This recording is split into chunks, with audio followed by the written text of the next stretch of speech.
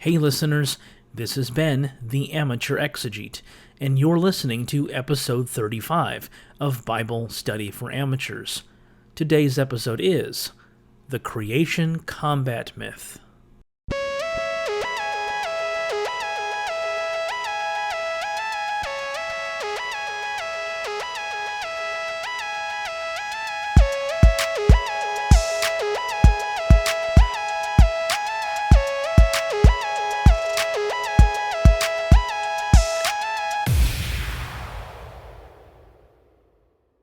When I say creation account, what do you think of? If you were raised in the Christian tradition, you probably think of Genesis chapters 1 and 2, perhaps harmonizing the two accounts due to the disagreements between them. While the early chapters of Genesis offer us the more famous examples of creation accounts, they're not the only ones to be found in the Jewish scriptures. For example, in Proverbs chapter 8, we are told of the work of personified wisdom in the creation of the world. The Lord created me at the beginning of his work, we read in verse 22 of the New Revised Standard Version, the first of his acts of long ago. In the verses that follow, woman wisdom speaks of her presence and utility when Yahweh created the world. The basic idea is that so important is wisdom that Israel's God used it when he made the cosmos. So, as verses 32 through 36 make clear, it is folly to reject wisdom. Another creation account can be found in the book of Job. There, in chapter 26, we find, in most translations, the words of Job in response to Bildad.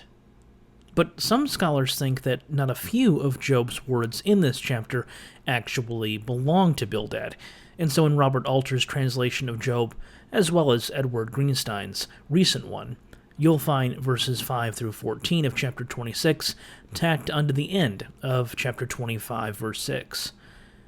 Regardless of who spoke the words, those verses contain a creation account that you may not be familiar with. Here they are as you find them in the New Revised Standard Version. The shades below tremble, the water, and their inhabitants. Sheol is naked before God, and Abaddon has no covering. He stretches out Zaphon over the void, and hangs the earth upon nothing. He binds up the waters in his thick clouds, and the cloud is not torn open by them. He covers the face of the full moon, and spreads over it his cloud. He has described a circle on the face of the waters, at the boundary between light and darkness. The pillars of heaven tremble, and are astounded at his rebuke. By his power he stilled the sea. By his understanding he struck down Rahab. By his wind the heavens were made fair. His hand pierced the fleeing serpent. These are indeed but the outskirts of his ways, and how small a whisper do we hear of him. But the thunder of his power, who can understand? Whenever I read this section, especially out loud, I feel the weight of antiquity. This story feels old, not simply because it is part of the ancient text of Job, but because elements of it are found in even older texts. Take, for example, the reference to Zaphon.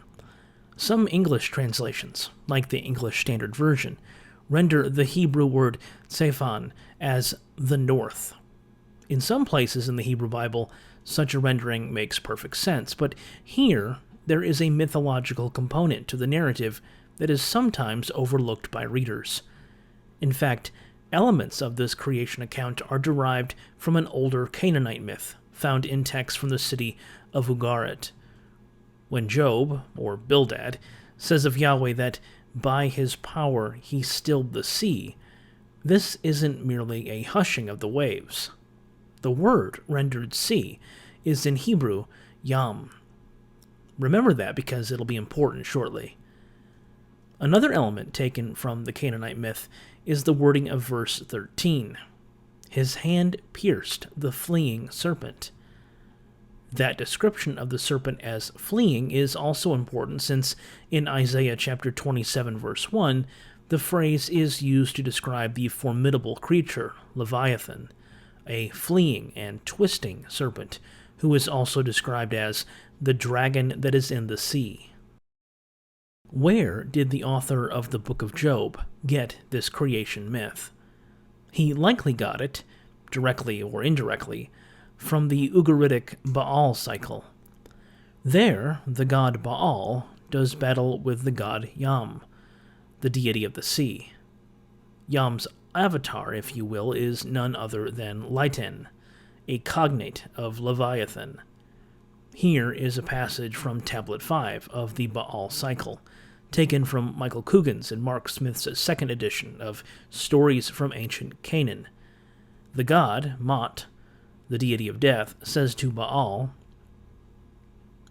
"When you killed Liten, the fleeing serpent, finished off the twisting serpent, the seven-headed monster, the heavens withered and weakened like the folds of your robe." Ring a bell?